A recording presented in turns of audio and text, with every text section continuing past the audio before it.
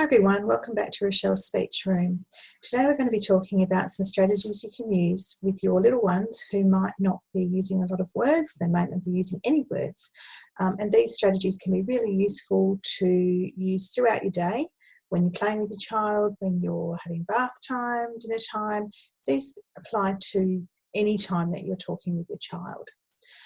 So sometimes with our late talkers, they may be making some sounds, but not really using anything that we recognise as words. And the first thing I always encourage my parents to do when they come to therapy is to accept all the sounds that their child is making as though they are actually saying words. This can be a little difficult at first, but if you can think about what your child could be saying during an activity, you can put the words to it. So you're basically doing the talking for them, but not talking over them. It's really important to give them a chance to actually talk, make their sounds, and then you're working as though you're an interpreter and saying the words that you think they could be saying at that time.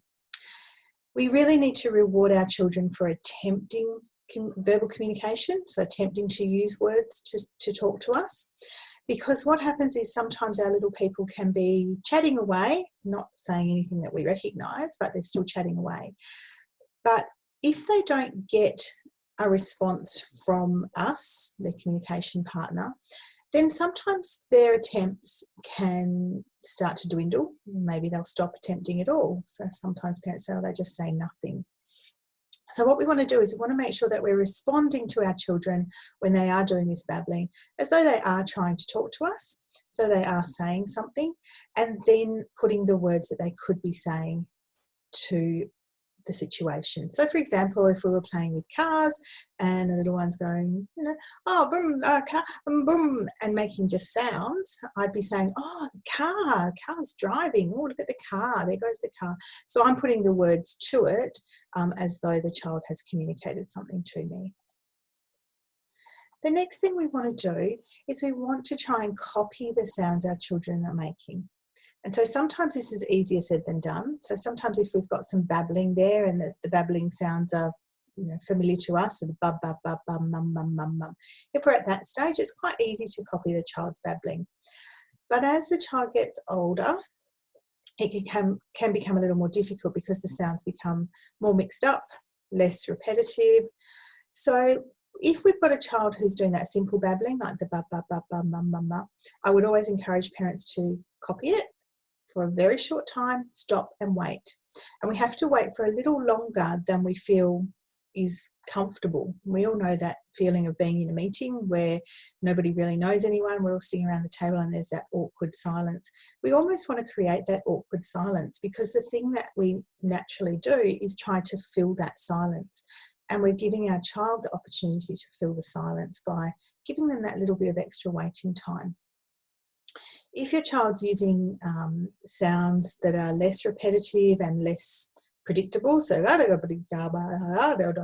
which is sometimes what we hear, again, you may not be able to copy them as such, but that's where we go back to strategy number one, where we were responding as though they were telling us something. Oh, a book, you've got a book. Yes, let's read the book. Let's have a look. Here's our book. So you're responding as though they've said something to you. The most important thing is to give a pause and a wait and give them the chance to keep that conversation going, even though it's not a conversation with words we recognise. It's still a conversation. We're still taking turns and making sounds. When we're playing with our children, we want to keep our language very simple. And by doing this, we're giving the child the maximum opportunity to have a try at copying what we're saying. So for a child that's not really using any words, that would mean that our language needs to be just one word at a time. So book, book, here, book. So the child's hearing that word over and over again, and we're giving them the maximum opportunity to have a try. So we say it a few times and then we pause and give them a chance to copy. And we want to make sure we're doing that rather than constantly using full sentences. Oh, look, I've got a book. Here's the book. Do you want to read the book? Let's have a look. Here we go. Even though they've heard book several times over, they don't know which word to copy. Is it the first one? Is it the last one? And when we're throwing all this language at them, it's very difficult. So if we keep our language as simple as possible, single words, then the child knows exactly what it is we want them to copy. And if they've already got some copying skills starting to develop, they may well have a go at copying the word that we've given them. So keeping our language nice and simple, single words or 2 words at the most, particularly for our children that aren't using a lot of language. And on the back of that, we want to use that single word many, many, many times over. So it's not good enough to just go, book, and expect our child to learn it. We know for a fact that children need to hear a word at least 10 to 12 times in a teaching opportunity, but then they have to have lots of teaching opportunities. So it might be 10 or 12 times now, 10 or 12 times next time, 10 or 12 times, and then over a period of time, then they might have a go at learning the word. But for children who naturally don't learn language, who need a little bit more, that can be 40 times per learning opportunity that they need to hear that word for them to actually remember it. So it's really important that we keep our language simple, repeat the word a couple of times, pause, give them a chance to copy, and then if they don't copy, we might use the word again and then get on with the activity. And we need to keep repeating that word throughout the activity as well. Something we all tend to do when we have a child that doesn't talk to us is we ask questions. Because in a normal conversation, if I was to ask you a question, you would reply, you would answer me, and you would use your language. For children who are language delayed, they don't have the language. So by asking them a question, we're actually almost setting them up to fail because they don't know how to answer the question. They don't have the words. If they had them, they would be talking.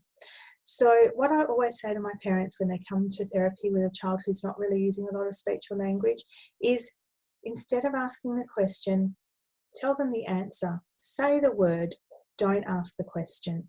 Because when we're doing that, we're actually teaching our children rather than testing them. Because if we're asking questions, all we're really doing is saying, well, what do you know and what do you not know?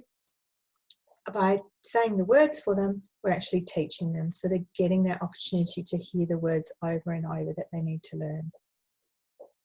And something that we do need to really be mindful of is that children's words don't always sound right, particularly when they're little, when they're just starting out learning how to speak.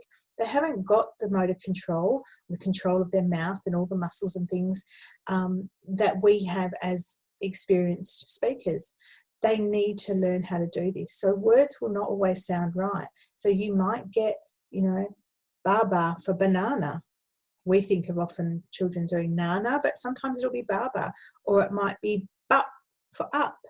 The words don't sound right, but if we know that that's the way our child says that word, that's okay at the early stages. What we need to do is repeat the word correctly. Oh, up, that's right, up.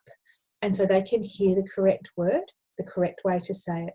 Slowly over time, lots of children will naturally change the way they say those words, and they become closer and closer to what we expect to hear from a skilled speaker.